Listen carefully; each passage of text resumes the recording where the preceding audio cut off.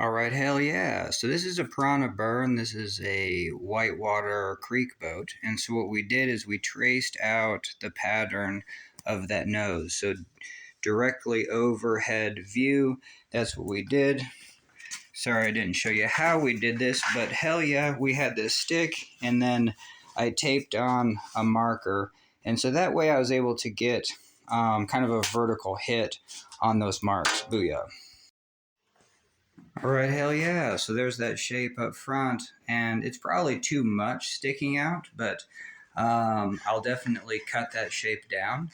But hell yeah. And I was thinking, you know what I mean? So just this much of it. So here's the idea though, that if you do have something up front in the bow that's going to tag a wave, it should be no more surface volume or just volume, I guess that's as a creek boat, you know what I mean? And so it allows you to stab and then whatever rocker it has hopefully carry you through because that was one of the big design elements where I would like to be able to run holes and have that same feeling like you know what I mean, like Dane Jackson has in the Antics 3, and I think we can get there in an R1. You know what I mean? Because again, from the little quote, I don't know if it's a quote, but whatever. We have so much boat to work with that if you do have an edgeable boat, you can always put whatever surface you want that mimics the other kayaks out there.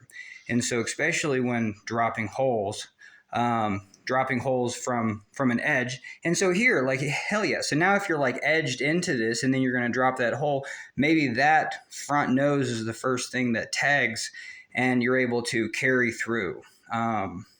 Typically what's happening in R1 boats is that if you're just slightly off angle and you drop into a hole, this whole side is just going to catch and you're going to turn sideways, especially the small ledge holes where you're not able to get, you know what I mean? But anyway, that happens so much that it just turns your boat sideways. So where a paddle cat would be superior, where if you're able to dig two points in, that would be better. But also from an edgeable boat, you can just treat this as one kayak. So when you do bust through, even if you're at an angle, well, it's just like a kayaked angle, and then you can even high side into that. And so it gives you the ability to land a hole off center and then just land, punch, and high side your way out. And I was just watching some footage, and this happens so much with kayaks that they're always just like using your edge, especially in folding currents or to pop through, or edging and being on that high side. So anyway, so this could give that option, even though it's a paddle cat design for the nose up front with an edgeable boat, you're turning that one into a kayak surface. All right, so hell yeah. All right, hell yeah. So we're progressing pretty fast on this because the next thing we're going to do is cut out that. And so we'll kind of have a shape for that front end. Now, the crazy thing is that's the water surface, and I'm fine with that. One thing in this design is I wanted to exaggerate kind of the things that I was after. Because what I have found, even with testing the RMR Thundercloud, even though it's a bigger boat, wider and all that, but trying to get the same dynamics happening at the wave, it was subdued. You know what I mean? So an edge wasn't holding an edge, even though I thought the floor was pushed out enough. So hell yeah, in this design, we have a 4-inch floor that's pushed out. And so we even have we even kind of do that first contour pick.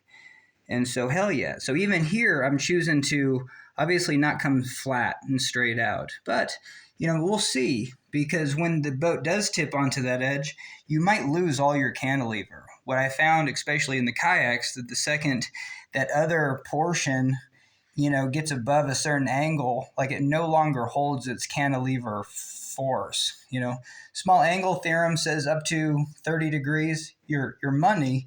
But if you go past 30 degrees, you start to lose that, you know what I mean?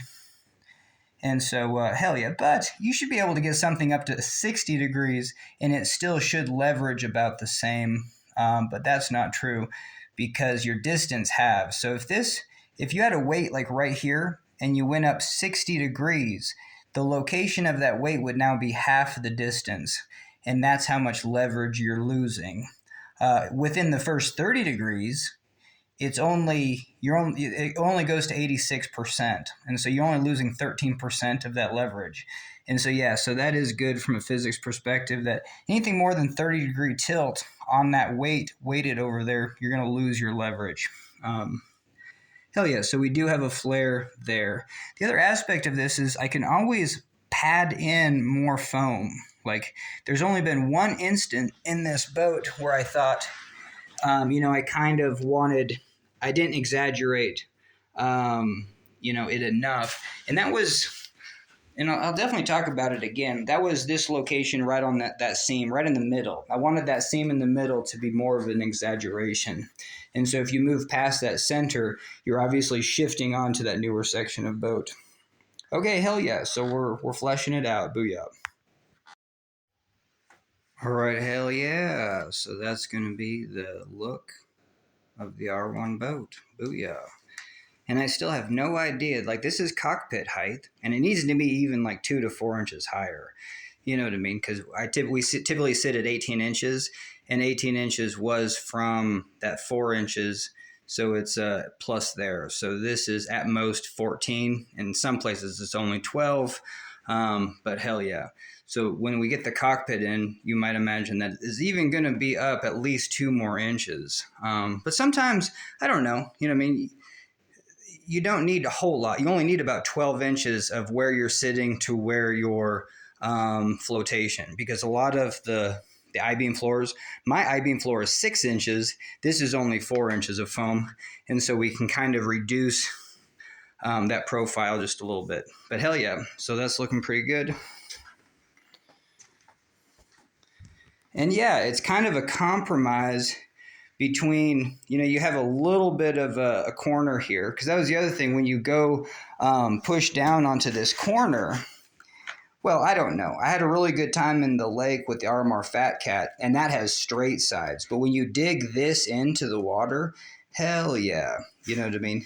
That feels real good. So the only thing that we're missing is just fleshing out. Like, see, that doesn't even touch the water even when I get to this side and edge that side. And so that's where I wanted to design this boat, where I could add more material, but it's hard to take away material, especially if I got this all fiberglassed up, as a skeleton. Even if it was buoyant, I could always add material. It's almost impossible to remove material at that stage of the game. So hell yeah, booyah.